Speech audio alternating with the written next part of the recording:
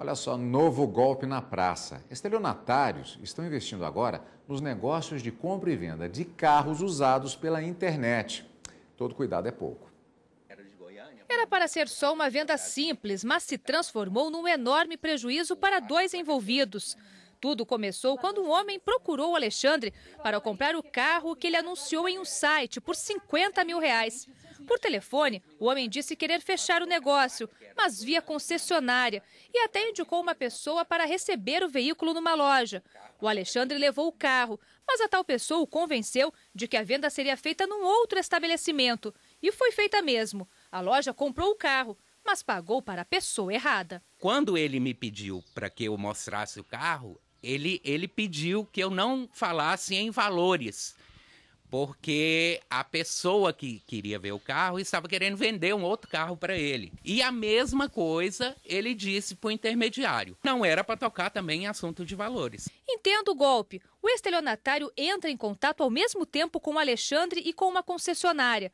O funcionário da loja, sem saber que se tratava de um golpe, vistoria o veículo, mas como não tem os R$50 mil, se oferece para fechar o negócio numa loja próxima, de olho numa pequena comissão. Por orientação da pessoa do telefone, que o funcionário considerava ser o verdadeiro dono, o carro acaba sendo vendido por R$40 mil ao empresário dono da outra loja, que também foi enganado. O valor foi depositado na conta do estelionatário, que mandou um comprovante falso no valor de R$50 mil para Alexandre. Imediatamente, o carro foi transferido para o empresário. As partes envolvidas, nós resolvemos ratear, o prejuízo e cada um pagou uma parte e eu peguei o carro de volta. O estelionato está previsto no artigo 171 do Código Penal. É um crime contra o patrimônio e se caracteriza por obter vantagem ilícita para si ou outra pessoa mediante artifício ou meio fraudulento. É o tipo de delito que aceita somente a forma dolosa, ou seja, o autor tem a intenção de lesar outras pessoas.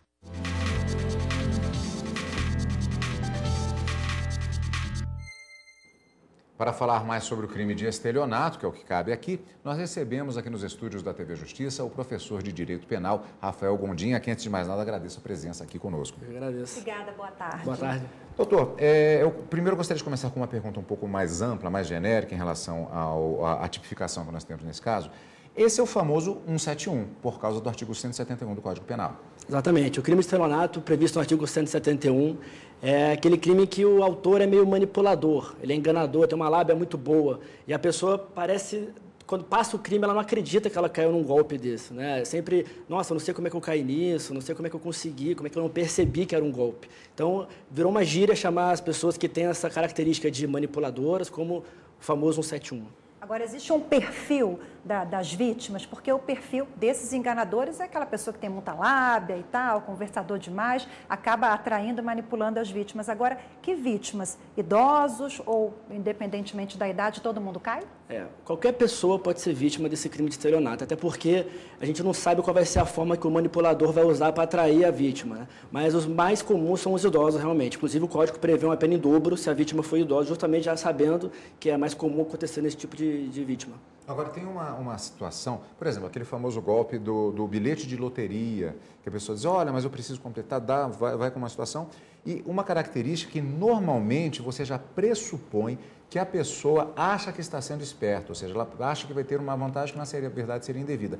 Mas nesse caso que nós vimos do carro, ele manipula uma expectativa de vantagem, mas que na verdade não é tão indevida, não é indevida, ela é até legítima, que seria a comissão que o vendedor teria. Quer dizer, mas continua sendo essa manipulação de um desejo de obter mais rapidamente ou rapidamente um determinado benefício. Com certeza. O estelionato é o seguinte, ele usa um meio fraudulento, causa prejuízo para alguém e obtém devida vantagem para ele. Então, a forma que ele vai fazer isso são as mais variadas, né? Inclusive, o Código prevê várias formas diferentes de ser feito.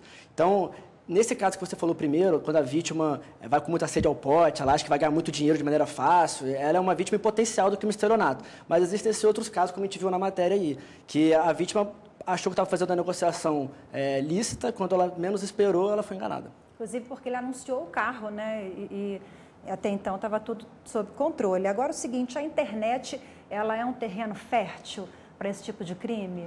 Com certeza, porque o estelionatário, ele se esconde atrás da internet. Então, muito cuidado quando for fazer anúncio de carro, de qualquer outra coisa pela internet, porque o estelionatário, ele se aproveita disso, como é que posso dizer, dessa máscara que a internet consegue dar para ele. É até mais fácil para ele muito atuar, mais fácil, né? porque ele... O anonimato, né? Exatamente, ele está anônimo, ele consegue negociar com a pessoa não conhece quem está ali oferecendo dinheiro e tal, e ele, às vezes, finge que comprou, a pessoa transfere o bem para o nome dele, só que na verdade ele não comprou. Então ele consegue obter o bem sem transferir o dinheiro para a vítima, ela vai sair prejuízo. Quais as penas aplicadas quando o estelionatário é preso? A pena do estelionato é de 1 a 5 anos e vai variar de acordo com características pessoais dele, se é reincidente, se não é. Vai variar também de acordo com as circunstâncias do crime. Muita coisa influencia na pena, mas ela varia de 1 a 5 anos e no caso do idoso, ela é em dobro. Existem agravantes, como, por exemplo, nesse caso do idoso?